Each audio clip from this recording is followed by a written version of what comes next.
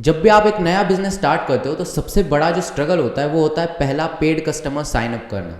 वो अपने आप में एक बहुत बड़ा बैटल है। लेकिन क्या होगा अगर मैं आपको एक स्टेप बाय स्टेप फ्रेमवर्क बताऊं, not just to close your first paid client but first 5 paid client. और ये जो भी फ्रेमवर्क है, ये जो भी स्ट्रैटेजी है, ये कोई ऐसी स्ट्रैटेजी नहीं है कि मैंने किसी और यूट्यूबर से देख ली, कहाँ से कॉपी कर लिया और आपको चिपका रहा हूँ। This is my own personal experience. This is the things that I have done to grow my business from 0 to 10 clients, and that is what I am sharing with you guys. So without further delay, let's get started. एक mistake जो मैंने बहुत सारे early entrepreneurs को करती हुई देखी है, most beginner do this mistake of charging money from their first customer before they master the art of delivering the result. ठीक है, ये एक चीज़ है जो बहुत सारे लोग गलती करते हैं कि जब आप रिजल्ट नहीं दे सकते तो किस बात का आप पैसा चार्ज कर रहे हो।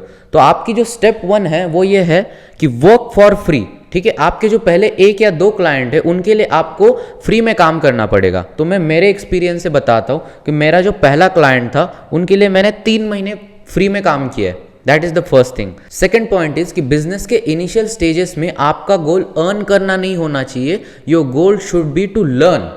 जब भी मैं उनके लिए काम कर रहा था तो मेरा ये गोल नहीं था कि मैं उनसे बहुत सारा पैसा कमाऊं। मेरा बस गोल ये था कि मैं जो भी बिजनेस है उस बिजनेस को अच्छे से समझ लूं, जो भी प्रॉब्लम्स वो फेस करे उन प्रॉब्लम्स को डीपली समझ लूं और उनको मैं क्या सोल्यूशन प्रोवाइड कर सकता हूं, उस सोल्यूशन को मैं क्राफ्ट करने की कोशिश करूं। So my goal is not to earn, my goal is to learn. That is the second point.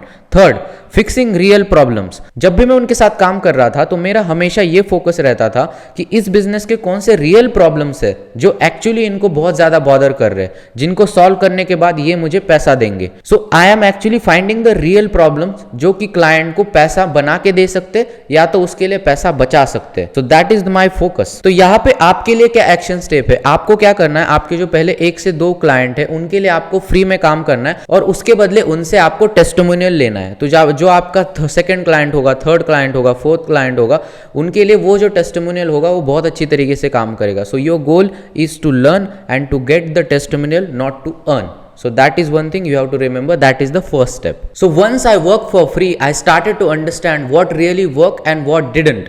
तो धीरे धीरे मुझे समझ में आने लगा कि कौन सी चीज़ें जो काम कर रही है, कौन सी चीज़ें जो काम नहीं कर रही है। तो फिर मैंने क्या किया, learn how to deliver result. That is the first thing that I do. कि जब मेरे को समझ में आ गया कि ये प्रॉब्लम है, ये सोल्यूशन है जो क्लाइंट को चाहिए, तो मैंने रिजल्ट डिलीवर करने के ऊपर फोकस किया। जब तक रिजल्ट डिलीवर नहीं होता मैं किसी भी नेक्स्ट क्लाइंट को अप्रोच नहीं करूँगा। That is what I follow. Second चीज़ जो मैंने की वो क्या है, took feedback from my clients. कि जहाँ कहाँ पे मैं गलतियाँ कर रहा हूँ, कौन सी चीज़ें मैं सही कर रहा हूँ, कौन सी चीज़ें उनके लिए काम कर रही है, कौन सी चीज़ें उनके लिए काम नहीं कर रही है, वो सारी चीज़ें मैंने समझी। और वो कैसे समझते हो, आप क्लाइंट के साथ बैठते हो, क्वेश्चंस करते हो, पूछते हो। ठीक है, क्योंकि आपका फ्रेंड, आपकी मम्मी, आपके पापा आपको कोई भी रियल फीडबैक नहीं देगा। जो रियल फीडबैक होगा वो आपके क्लाइंट से आएगा। सो that is the second thing that I have done. Third thing मैंने क्या की, redefine my services and process.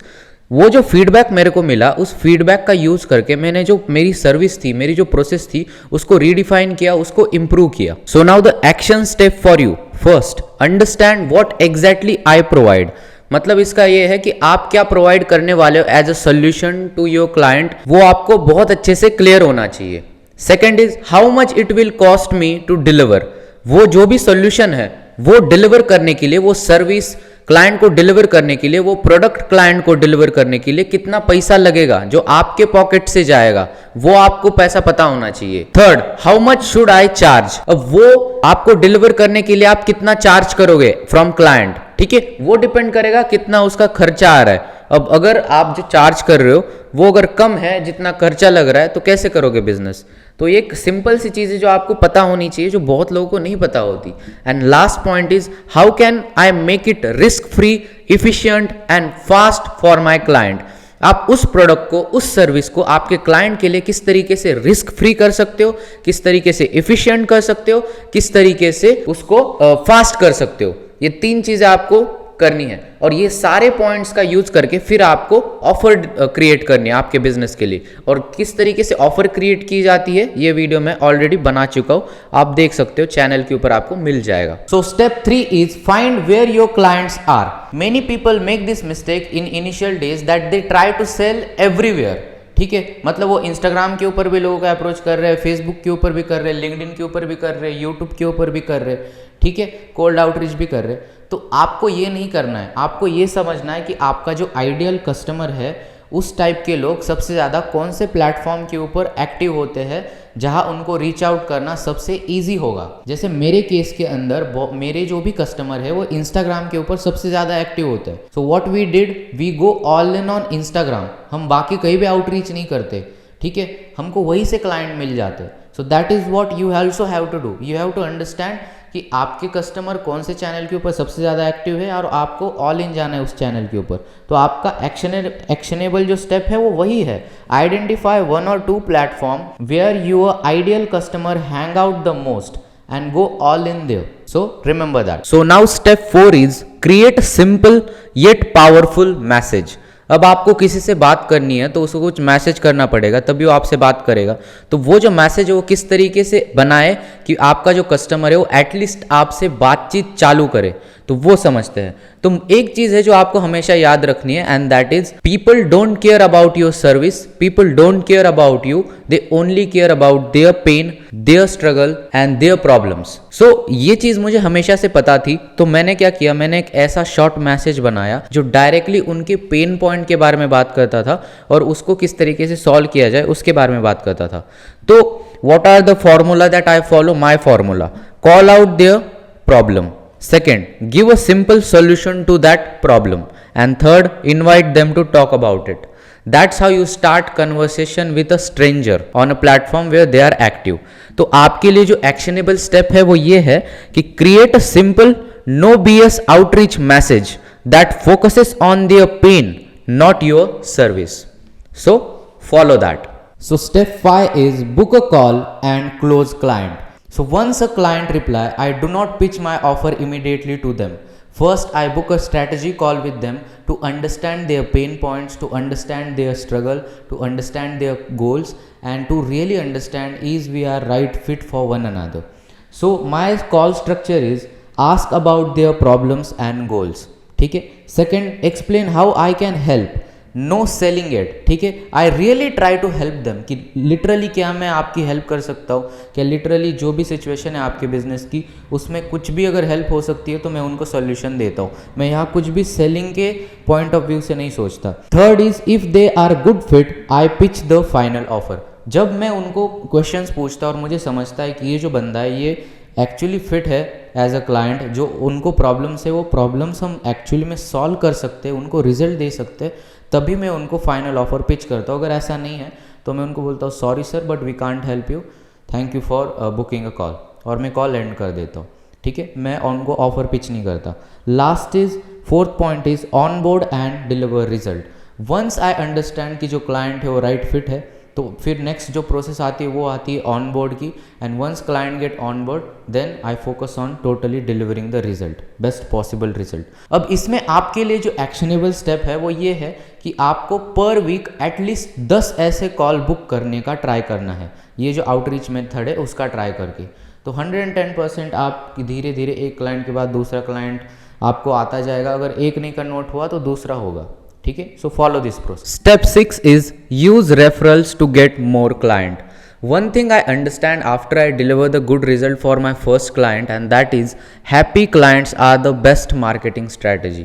ठीक है, जब भी आप किसी को अच्छा रिजल्ट देते हो, उसके लिए अच्छा काम करते हो, उसको फ़ायदा होता है आपके क्लाइंट को, तो जब 4 लोग बैठे होते हैं तो आपके बारे में बात करता है, उनको भी आपके बारे में बताता है। ठीक है, तो एक चीज़ है जो मैं हमेशा फॉलो करता हूँ वो ये है कि जब भी किसी को बेटर रिजल्ट आता है, जब भी किसी को ग्रेट रिजल्ट में हम डिलीवर कर पाते हैं तो हम उनको रेफरल्स पूछते हैं। ठीक है, क्या आप किसी को जानते हो जिनको जो आपकी तरह ही इस प्रॉब्लम के थ्रू गुजर रहे हैं, क्या आप हमें उनसे कनेक्ट करा सकते हो? और मोस्ट प्रोबेबली क्लाइंट जो होता है वो कनेक्ट कर देता है। तो हम एटलीस्ट हर क्लाइंट को एक रेफरल मांगते हैं या तो आप क्या कर सकते हो, आपके लिए एक्शनेबल स्टेप वही है कि आपको जब आप एक्सेप्शनल रिजल्ट क्लाइंट को डिलीवर करते हो तो आपको रेफरल मांगना है for next client, that is the best strategy. या दूसरा है कि वो क्लाइंट वर्ड ऑफ माउथ खुद ही आपको दूसरा रेफरल लेके देगा।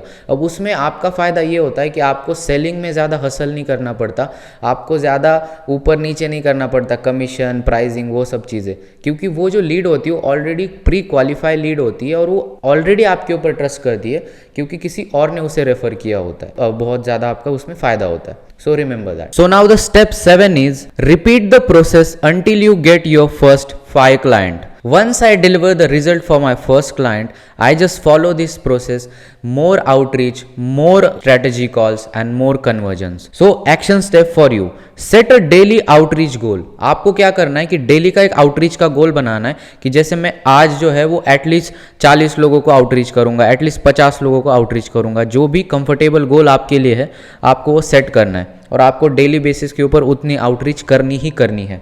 बिकॉज वो जो गेम है ना वो वॉल्यूम का गेम है, मैं पहले भी बता चुका हूँ। This game is a volume game, volume negates luck, ये चीज़ यहाँ पे आपको याद रखनी है।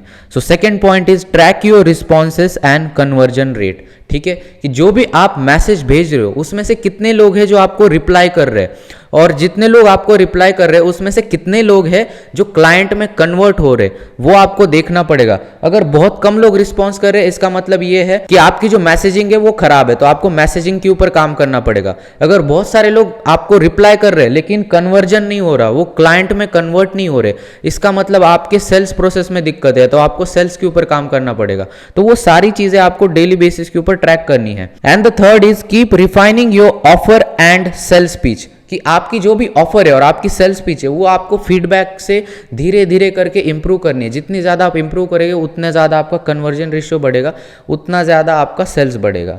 So focus on all this 3 factors और इसको रिपीटेडली करो तो आराम से 5 क्लाइंट मिलना कोई बड़ी बात नहीं है। So thank you so much for watching this video guys, मिलते हैं नेक्स्ट वीडियो में।